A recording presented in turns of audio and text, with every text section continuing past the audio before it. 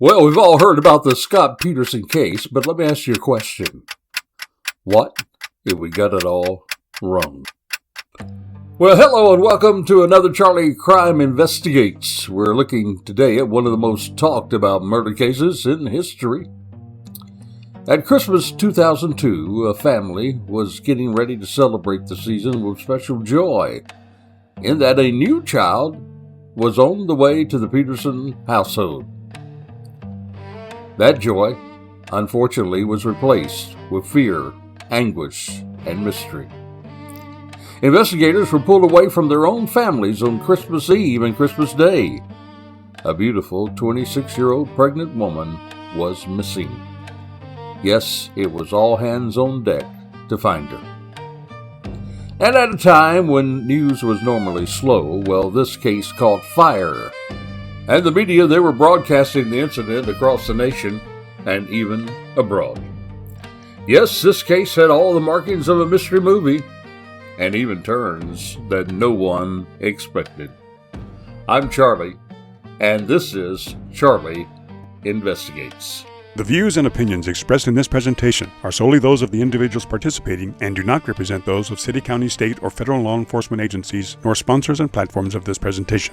The Charlie Crimebuster name and all forms and abbreviations are property of its owner, and its use does not imply endorsement of or opposition to any specific organization, product, or service. All individuals described or mentioned in the presentation should be considered innocent unless or until found guilty in a court of law.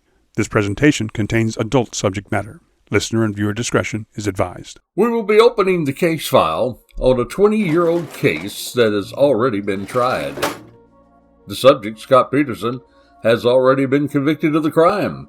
That crime, the murder of Laci, his wife, and manslaughter on his unborn son. We're opening this case to investigate because the Innocent Project has taken on Scott's case. The Innocent Project, well, their chapters combined across the country, well, they have gotten several guilty convictions overturned. The impact by numbers of the Innocent Project shows this: 205 clients exonerated by DNA, 257 total Innocent Project victories. One that is very notable was Kirk Bloodsworth. He was one of the most important figures in the history of wrongful convictions. He was the very first person on the United States death row ever exonerated by DNA evidence. Yes, Kirk's case, well, it reshaped forensic science, eyewitness standards, and post-conviction DNA testing. Well, it really did reshape those laws nationwide. You see, Bloodsworth, he was a 23-year-old former Marine, a Maryland weatherman, when he was wrongfully convicted in 1985 of the rape and murder of 9-year-old Dawn Hamilton in Rosedale, Maryland. He always maintained his innocence, and the Innocent Project worked to make that freedom work for him. However, Scott Peterson and his case, well, that case has not been overturned. And in fact, contrary to what you may have been told through the internet sensationalizing of the news, well, at this point, the Innocent Project basically is trying to find a new court case for our convicted Scott Peterson. They are alleging that the trial violated his civil rights, among other things.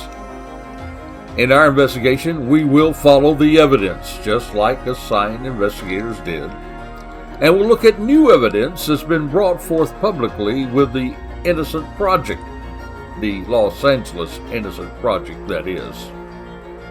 You see, the Los Angeles Innocent Project is an independent chapter. It's not the same Innocent Project that you read about in New York. In fact, New York has been, for some time now, telling people, no, we did not open that case. It was one of our chapters, the Los Angeles chapter, that is. Now, we're also, after we come back to the investigation, we're going to see if the new evidence from the Innocent Project, well, we're going to see whether that had already been investigated and covered in the first case. Now, I have to tell you, many people who believed that Scott was guilty 20-some-odd years ago, well, they're not as certain today. There are some of folks who feel that, well, that they were not given the full truth of the case, while others believe investigators and others may have let confirmation bias shape the investigation. Well, let me remind you, as a thorough investigator, we also, you and I, we're going to have to guard against bias confirmation about the new evidence as well. In other words, we got to go where the evidence takes us, even with the new evidence. Yes, we will investigate the claims of the Innocent Project. We will tackle the tough questions. Questions like, why after all these years is the Innocent Project pursuing this case? Questions like, what if the new evidence could get him a do-over trial? We will also investigate the investigation, and we will ask the tough question. Was there a discovery violation? Was there a rush to judgment? Were other theories ignored by the investigators? And was there confirmation bias?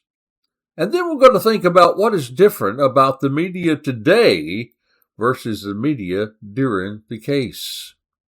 As you see, there's a whole lot of investigation going on. Hey, do me a favor.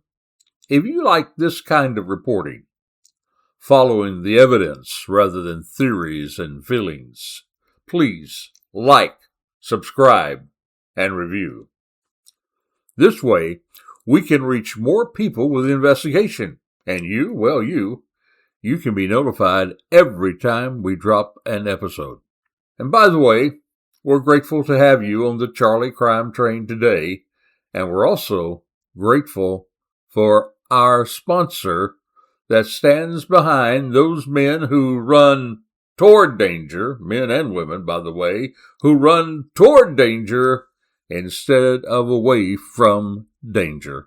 The following podcast is brought to you by PeacemakerNetwork.com. PeacemakerNetwork.com. Audio is provided by Pixabay.com. That's Pixabay.com.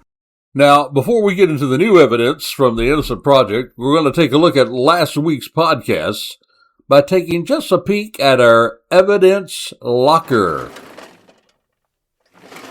In our evidence locker from last week's episode, we want to look at some of the things that we placed in there. Number one, we're going to look from our evidence locker at the statement of Karen Sarvis. Sarvis stated that approximately 10:18 on Christmas Eve, she saw the Peterson's dog, Mackenzie, in the front yard, with a leash still attached. She then placed the dog into the backyard of the Peterson's residence. Now, our ECS, that is our evidence confidence scale, well, on our scale, we are going to rate that as confirmed. Yep, confirmed. As we stated last week, she did not have reason to bring this forth other than being a good neighbor. Also, this is confirmed by using a grocery receipt that she got shortly after she left the Peterson's residence. You see, that grocery receipt becomes a reference point. She could go back and be more exact about the time. And third, we do know that Scott confirmed seeing Mackenzie with the leash still on the dog in the backyard when he returned later that afternoon into the early evening.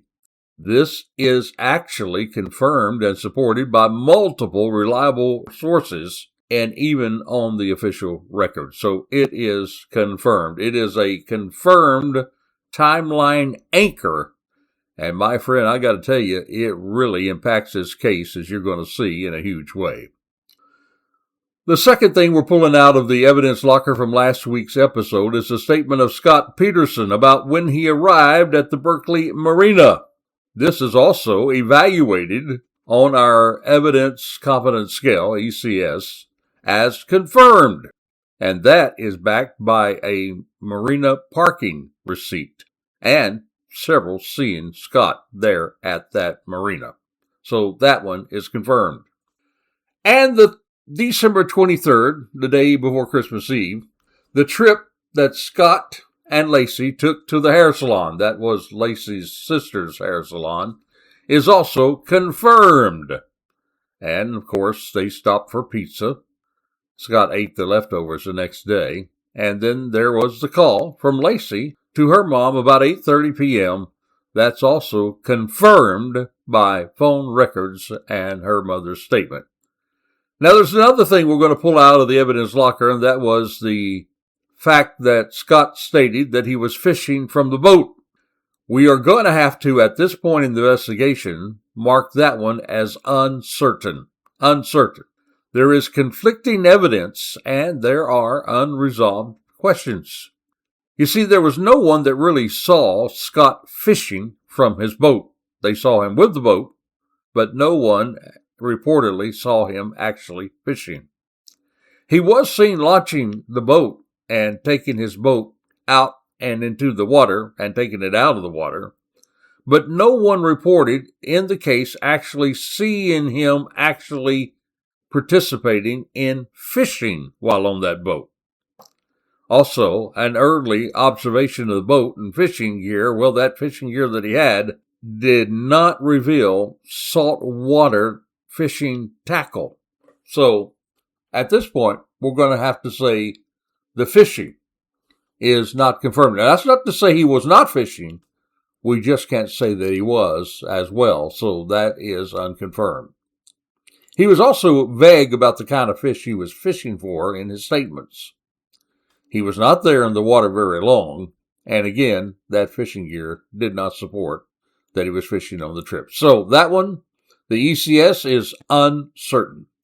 The next thing we're pulling out of the evidence locker from last week's episode was the statement where he said they were watching Martha Stewart on the TV on the morning of Christmas Eve. At this point in the investigation, we're going to assign that one as plausible. Plausible. You see, this is a reasonable interpretation in that Martha Stewart was on TV at that time of the day.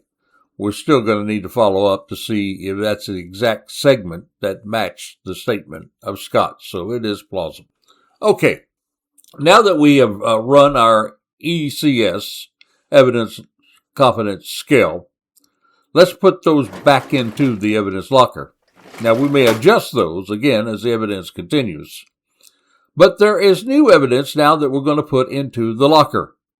We're taking the new evidence out. We're going to look at the new evidence, and we're going to put it in the evidence locker. Then we're going to come back to the real investigation that took place.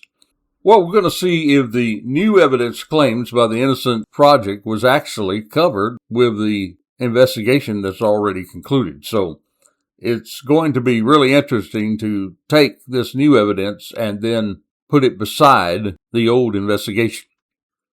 All right, please note that our information now on this new evidence, it's coming directly from things that court records and notes that are tied to the case. We're not just going by what someone said. Someone said this, someone said that. No speculation. This is an investigation. We're examining the court papers filed by the Los Angeles Innocent Project, the LAIP. And there are several items included. So here's item number 1 that we're going to take and put in our evidence locker, and that is the burglary that occurred across the street from the Petersons' home during Christmas week. Now, I got to tell you, this is one of the most debated issues in the Scott Peterson case. It does involve a burglary at the house of Larry and Martha Medina, who lived across the street from Scott and Laci Peterson. Now, the Medina family was away for Christmas holiday when burglars entered their home, stole a safe that contained jewelry, guns, and other valuables. Now, police did eventually identify and arrest the 2 men for the burglary. Those 2 guys was Donald Pierce and Stephen Todd. Both of those people involved in the burglary denied any involvement whatsoever in Laci Peterson. And the real controversy in this whole thing well, it actually centers on when the burglary occurred. He sees not if it occurred, not who did it, but the real thing in this case is when did it occur? Now, we do know that according to the Medina testimony, they left their home at approximately 10:30 to 10:32 a.m. on Tuesday the 24th. Now, also I could say that even before we put this in the evidence locker, we can confirm that time. They were leaving at 10:30 to 10:32, December 24th, to travel to Southern California to visit family for Christmas. Susan Medina's testimony is also linked to a cell phone call that she made to her son as they were driving away from the house. And that is a timeline benchmark that we can place their departure at around 10:32 a.m. It's another thing that we call the timeline anchor. That anchors the timeline that they left at 10:32 a.m. Keep that in mind. Put that down in your investigator notebook because that's important. Now, they returned home approximately at 4:30 p.m. on Thursday, December the 26th, 2002. They then discovered that their house had been burglarized, run across to where the police were already on the Peterson's lawn, and they told them about the burglary. Now, as I've said consistently, timelines are critical. You see, the LAIP, the Los Angeles Innocence Project, they're saying that the burglary of the Medina residence in their filings has greater significance even, than the investigators concluded. They are arguing that witnesses reported activity inconsistent with the prosecution timeline. They're arguing that the burglary may have occurred earlier than investigators concluded. And the investigators, they're arguing, failed to fully pursue whether this burglary had any connection to Laci's disappearance. There's an old saying in investigation that there's no such thing as a coincidence. You have the disappearance of Laci Peterson, and then just across the street you have a burglary. No such thing as coincidence. But my friend, no such thing as a coincidence. Well, I got to tell you, that's not evidence. That's not evidence that it's a coincidence. But why the LAIP is saying it matters is this, and this is important. If the burglary occurred while Laci was allegedly walking Mackenzie, the Los Angeles Innocence Project is arguing it could support an alternative sequence of events. In other words, it does not face the timeline of the investigation if that burglary occurred while Laci was allegedly walking Mackenzie. So there is the claim. Well, now for now, we're going to take this, we're going to put it into the evidence locker number one. Evidence locker number one, the burglary. We're going to pull it out when we return to the investigation, and we're going to see exactly how the investigators handled this part of the investigation. And, I would also be interested in hearing your take, you that have followed this case. What do you think about that burglary? What do you think about it? Do you think that the two crimes are actually intertwined, or do you think it was just two separate crimes whatsoever? What's your thinking? Reach out with a shout out. You can reach me, charliecrimebuster at gmail.com, charliecrimebuster at gmail.com. All right, so let's go to the second claim. Both of these are very, very important claims, by the way. This is what we're going to put in evidence locker number two, and that is eyewitness sightings of Laci walking the dog. Now, the LAIP position is that multiple witnesses reported seeing a pregnant woman believed to be Laci after Scott had left the home. They are arguing that these reports deserved greater investigative weight than the original investigation gave it. Now, what did the LAIP tell the court? Well, the petition argues that the investigators received multiple independent reports from witnesses who believed they saw Laci Peterson walking Mackenzie after Scott had left for work. Now, according to the LAIP, these reports were either in that earlier investigation discounted, inadequately investigated, or interpreted through the lens of the prosecution's developing theory. They contend that these sightings, when viewed alongside of other evidence that they deserve renewed consideration. Follow the evidence. Within the first week after Laci disappeared, at least 12 people had contacted the police saying they believed that they saw Laci walking McKenzie on the morning of December the 24th. Now, as the investigation continued, 20 people reported seeing either Laci or a pregnant woman matching her description walking a dog that day. We do know that of that 20, some are duplicates. But this is something to really develop after we put it in evidence locker number 1. But here's the question I want you to think about. With all these witnesses calling in and reporting seeing a pregnant lady walking her dog, why was it? Why was it in the trial? Now think about this. Why was it in the trial that neither the defense nor the prosecution called a single one of these witnesses to the stand? If they saw Laci walking their dog, why didn't someone put these witnesses on the stand? Now, both the prosecution and the defense told the jury in the opening statements they expected eyewitness testimony about Laci being seen alive on December the 24th. And in the end, neither side called a single witness to testify to that effect. Why do you think that is?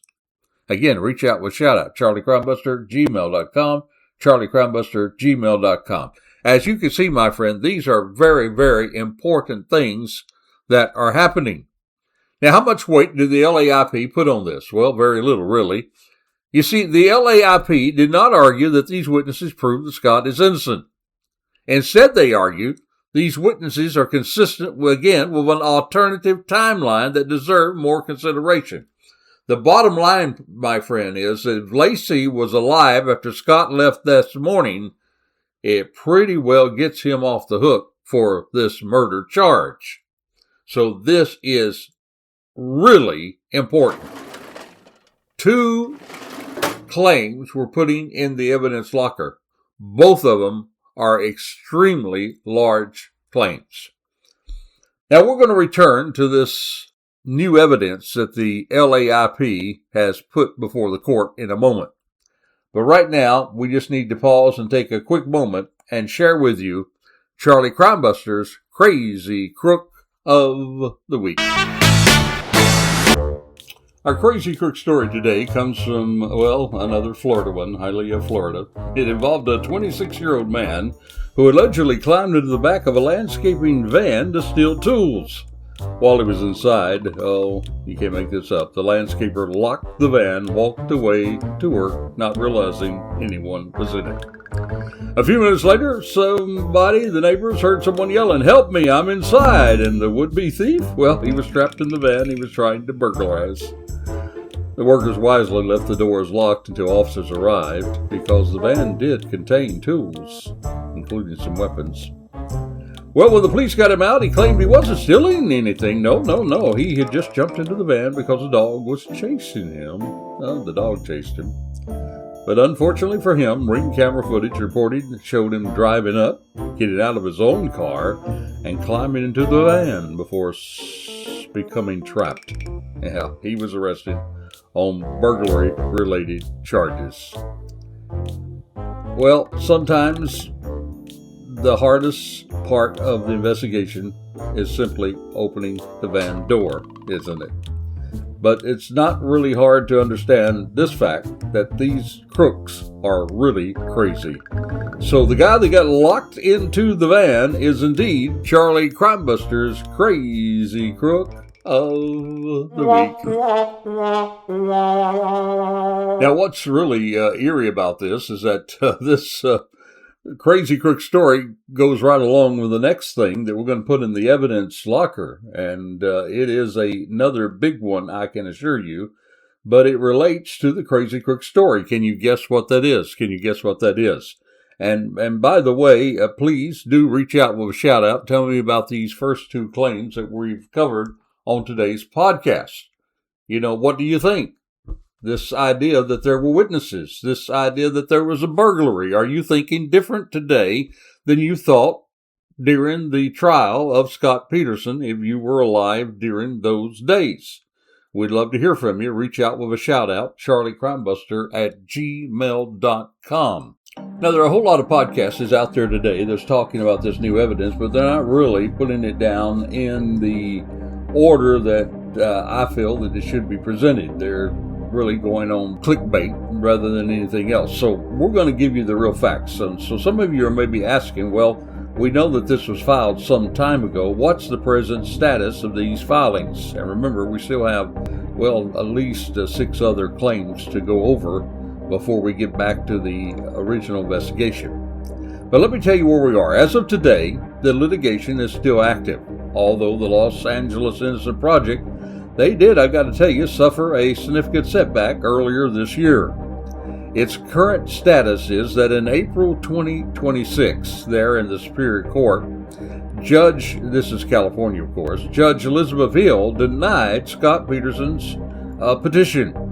The judge rejected all 14 claims, finding that the purported new evidence did not warrant overturning the conviction, and that much of it was procedurally barred and not truly new, or that it was inadmissible or unlikely to change the verdict. That's from ABC News. But the Los Angeles Innocent Project immediately announced then that it would appeal the ruling to a higher California court. They contend that the trial court refused to fully consider the evidence that they believe supports Peterson's claim of actual innocence. Now, I do need to tell you also that it's a well-known fact that a lot of the appellate court judges are elected, meaning that they have to face election and they have to face the people. We do know that at one time, the public's interpretation of this case was that Scott was guilty, no doubt about it.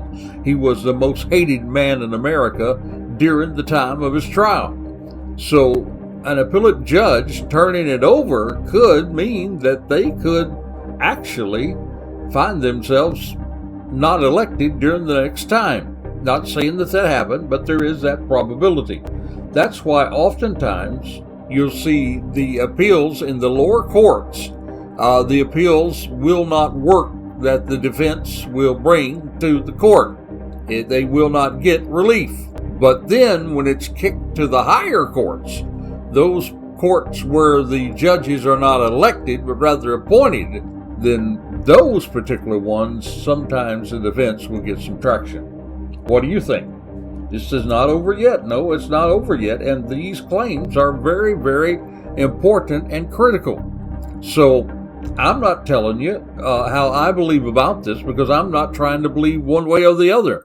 I'm simply trying to follow the evidence. And that's what we want you to do. Follow the evidence.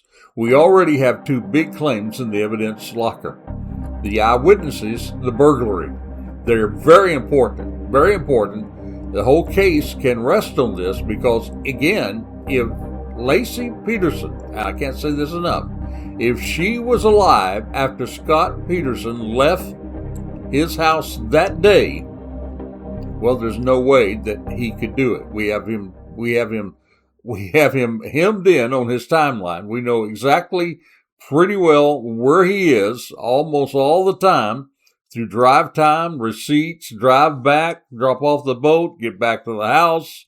All that he's squeezed into the timeline to where there's no way that if she was alive after he left that day, there is no way that he could have killed her and then disposed of her body. There's just no way that could happen. So it is important. These 2 claims are very, very important.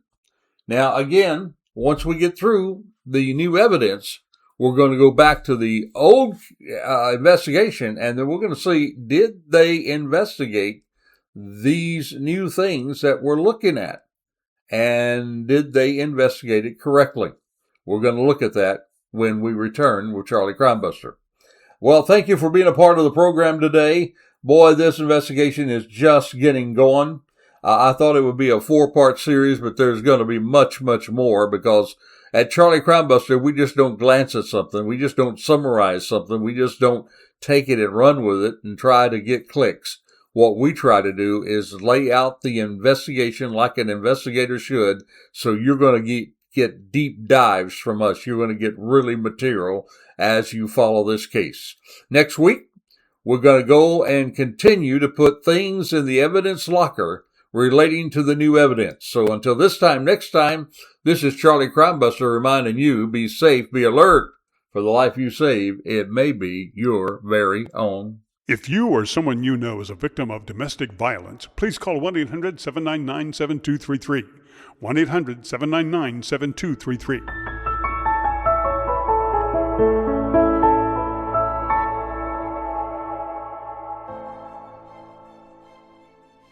You've been listening to Charlie Crimebuster Investigates, and you can find more Charlie Crimebuster Investigate true crime podcasts on your favorite podcast platforms.